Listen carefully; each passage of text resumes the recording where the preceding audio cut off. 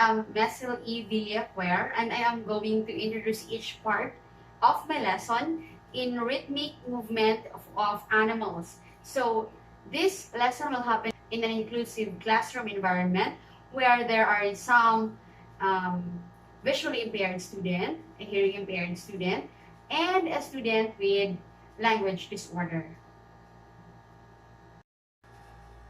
Since we need to begin with the end in mind, I will introduce first the objectives to the student. So first, they are going to recognize animal movements. Second, they need to imitate animal movements in time with the beat of the drum. And the third is to perform animal movements in time with the beat of the drum. So since some of my students with visual impairment, I need to make my voice clear, make my voice louder for them to hear it.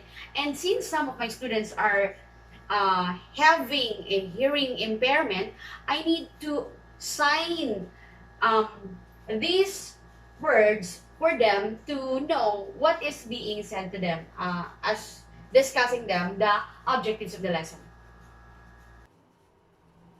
Before going to the discussion proper, a teacher needs to motivate her or his students into going deeper to the discussion of the class. So before I am going to discuss my activity, I am going to show them first a video of animals in action. So since some of the students are visually impaired and some of the students are hearing impaired and some of the students are having language disorder, it is a need that the general education students in the classroom will accompany, or they will be doing it in pair.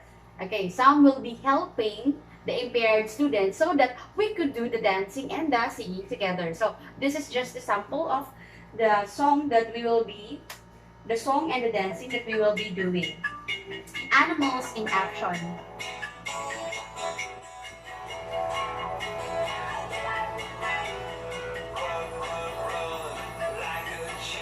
So we are going to do the action as shown by this man here. So we're going to swing. We're going to fly.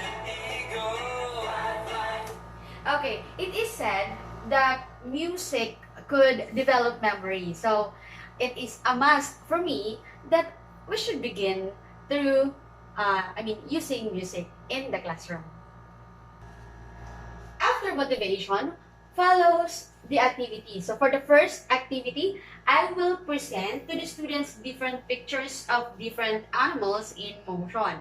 So these are the bird flying, the frog leaping, the fish swimming, the duck waddling, and the horse galloping. For everybody to understand what is being shown here, we will the teacher will also show the movement of each animal. So if you say bird flying, it's like this. Okay, everybody follow. Okay, so for the students who are visually impaired, we will be pairing them to students who are in the general education class. For the deaf student, they will understand since discussing this, telling about this, and showing the moves, we will also be sharing it to them through sign language. The language disorder students, the student with the language disorder, could just follow by just following the moves and with the help also of their classmates.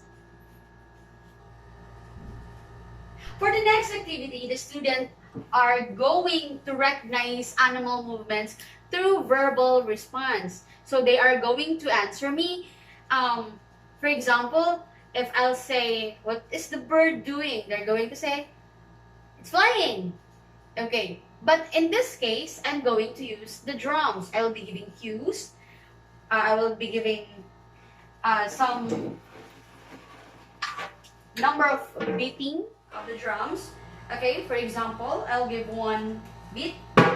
This means the bird is flying.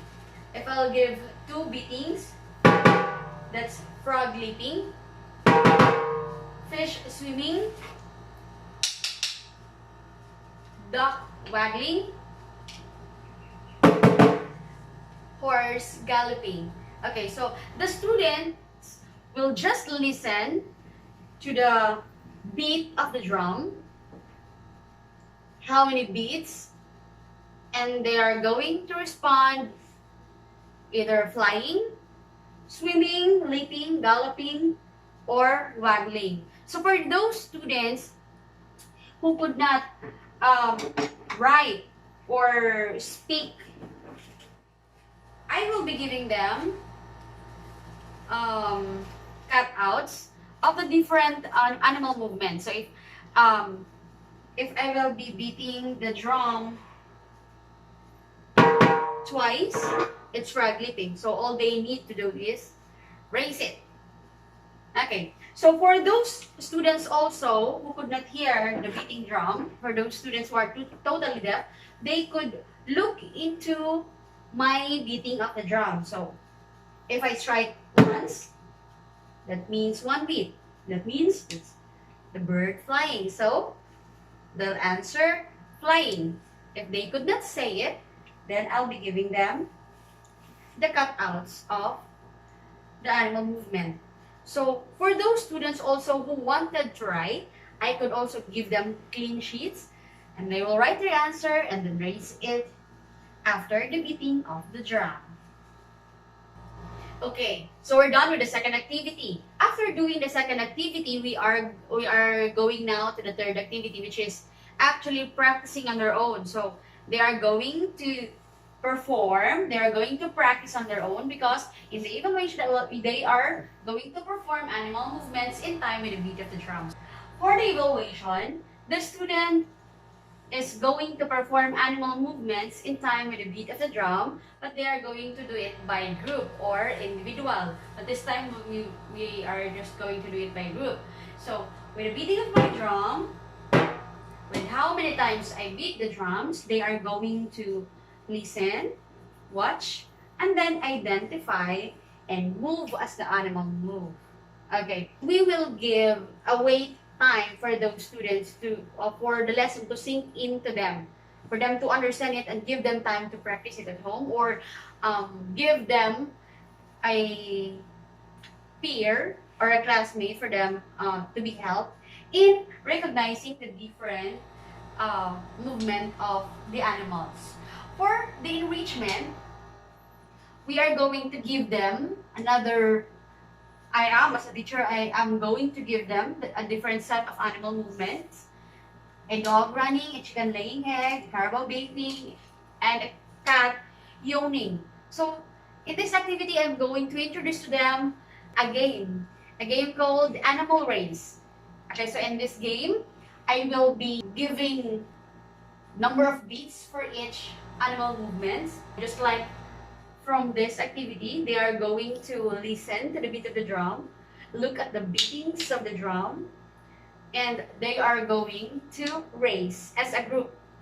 So all of the groups will start the starting line, and then I will beat the drum. And that's one beat. Then they will recognize what kind of movement, and then the group that answers in any way, it could be they will answer it through movement, through verbal response, through erasing their answers through in cards.